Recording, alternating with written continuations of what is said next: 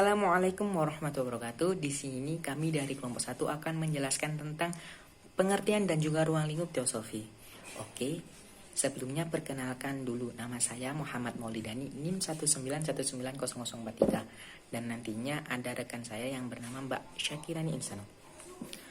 Teosofi itu pertama kali dibawa oleh seseorang yang bernama Helena Blavatsky pada tahun 1875 di Amerika. Helena, dia itu lahir pada tanggal 12 Agustus 1631 dan wafat pada 8 Mei 1891. Oke, kita masuk ke pembahasan. Pengertian teosofi. Pasti teosofi itu?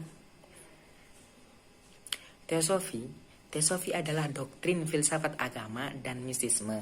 Teosofi itu merupakan pandangan bahwa semua agama itu merupakan upaya okult Bordero untuk manusia itu mencapai kesempurnaan, sehingga setiap agama itu memiliki kebenaran masing-masing.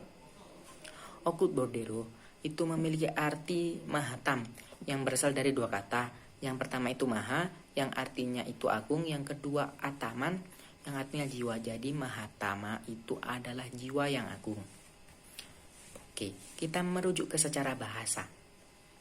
Secara bahasa, teosofi itu berasal dari bahasa Inggris yang pertama itu ada kata theos yang berarti Tuhan atau sering juga disebut dengan teologi, dan sophia yang berarti kebijakan dan sering juga disebut sebagai sufisme atau tasawuf. Sehingga teosofi itu adalah teologi dan sufisme.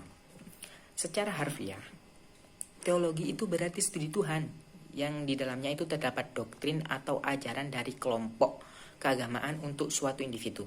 Dan sufisme itu adalah konsep dalam Islam yang didefinisikan oleh para ahli sebagai bagian batin dan dimensi mistis Islam. Teosofi itu juga yang muncul dari gabungan filsafat Islam dan tasawuf. Itu teosofinya itu adalah ilmu yang tidak hanya berpaku pada seluruh pemikiran, tetapi melibatkan hati untuk menemukan hakikat ilmu itu sendiri. Pengetahuan seseorang itu akan lebih baik itu jika kita menggabungkan antara akal, hati dan juga syariat. Dengan menggabungkan hal tersebut, otomatis pemikiran seseorang itu akan semakin logis itu loh, karena memiliki argumen yang logis. Karena dengan menggabungkan ketiga unsur tersebut, seseorang itu pasti punya alasan yang kuat dengan pemikirannya. Nah, kembali lagi ke teosofi. Teosofi itu adalah sebuah ilmu yang tidak hanya berpaku pada sebuah pemikiran, tetapi melibatkan hati untuk menemukan hakikat ilmu itu sendiri. Nah, karena melibatkan hati, dari sini kita dapat menarik kesimpulan bahwa untuk belajar teosofi ini kita membutuhkan keyakinan yang kuat dari dalam hati sendiri.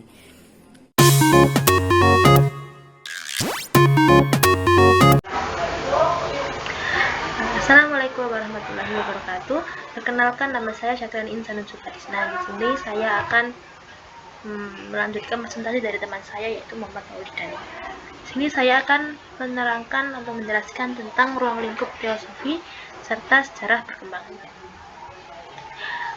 Jadi dalam kajian teosofi ini ada beberapa aspek pokok yang akan dibahas. Dalam aspek pokok teosofi ini yaitu berkaitan tentang keyakinan bahwasanya Allah itu yang maha kuasa, maha sempurna, dan Allah memiliki segala sifat-sifat kesempurnaan yang lainnya. Maka aspek pokok yang pertama yaitu tentang segala hal yang berhubungan dengan Allah atau yang sering disebut dengan mabda. Di sini dalam bagian ini mabda yang dimaksud yaitu tentang hubungan antara Allah dengan manusia serta hubungan antara Allah dengan alam semesta.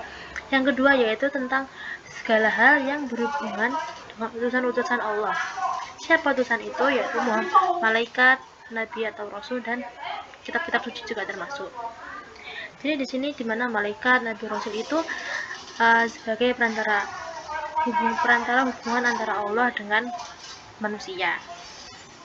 Kemudian yang ketiga adalah segala hal yang berhubungan dengan sam'iyat atau sesuatu yang diperoleh melalui sumber-sumber yang meyakinkan seperti Al-Quran dan hadis.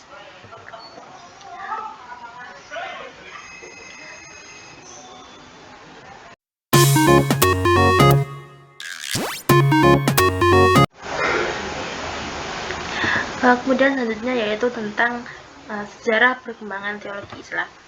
Jadi pada dalam sejarah perkembangannya, teologi Islam awalnya itu pertama dia sebagai metodologi teologi. Sebagai metodologi teologi ini merupakan suatu cara untuk memahami doktrin agama melalui pendekatan wahyu dan pemikiran rasionalnya. Kemudian yang kedua yaitu teologi Islam menjadi ilmu teologi.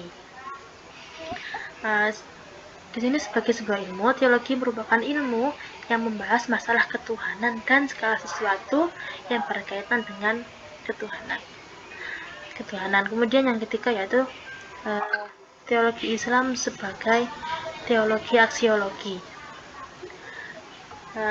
Dalam teologi sebagai aksiologi teologi merupakan upaya memahami doktrin agama secara mendalam untuk mengadvokasi berbagai permasalahan ketimpangan sosial.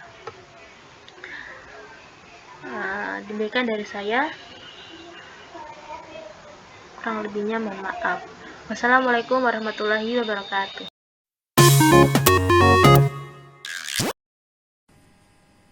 Baiklah, kembali lagi dengan saya. Di sini saya akan sedikit menyimpulkan. Teosofi itu dibawa oleh Helena Blavatsky pada tahun 1875 di Amerika. Teosofi itu merupakan pandangan bahwa semua agama itu memiliki upaya untuk mencapai jiwa yang agung sehingga manusia itu dapat mencapai kesempurnaan. Oleh karena itu agama itu memiliki kebenarannya masing-masing. Tetapi jika kita mendalami secara dalam, teosofi itu adalah ajaran filsafat agama yang mempelajari tentang ketuhanan. Nah, agar manusia dapat menyampai kesempurnaan jiwa yang agung. Teosofi memiliki aspek penting di dalamnya, yakni itu melibatkan sebuah keyakinan. Karena dalam mendalami teosofi itu diperlukan kepercayaan yang kuat. Teosofi itu di dalamnya itu terdapat suatu bahasan yang berhubungan dengan ketuhanan. Di antaranya itu berhubungan dengan Allah, yang berhubungan dengan Al-Quran dan hadis. Dan di dalam Islam sendiri, sejak zaman Nabi Muhammad itu sudah dipelajari dan dibuktikan dengan adanya sahabat Rasul yang bertanya tentang makna di dalam Quran surat Al-Qur'an. Dalam Islam, teosofi itu disebut sebagai teologi Islam, yang di dalamnya itu terdapat dua teologi, yakni teologi yang mempelajari teologi Islam klasik teoritik dan teologi Islam kontemporer. Teologi itu apa sih? Kok dari tadi bahas teologi? Teologi itu adalah sebuah ilmu yang mempelajari sesuatu yang berkaitan dengan keyakinan beragama. Oleh sebab itu, dari kan teosofi itu kan teologi Islam. Nah, kenapa sih dalam teosofi itu melibatkan keyakinan? Karena teosofi itu kan ada maknanya teologi Islam, dan teologi itu adalah ilmu yang mempelajari sesuatu yang berkaitan dengan keyakinan beragama. Oleh sebab itu, teosofi itu melibatkan keyakinan untuk mempelajarinya. Sekian penjelasan dari saya. Terima kasih. Wassalamualaikum warahmatullahi wabarakatuh.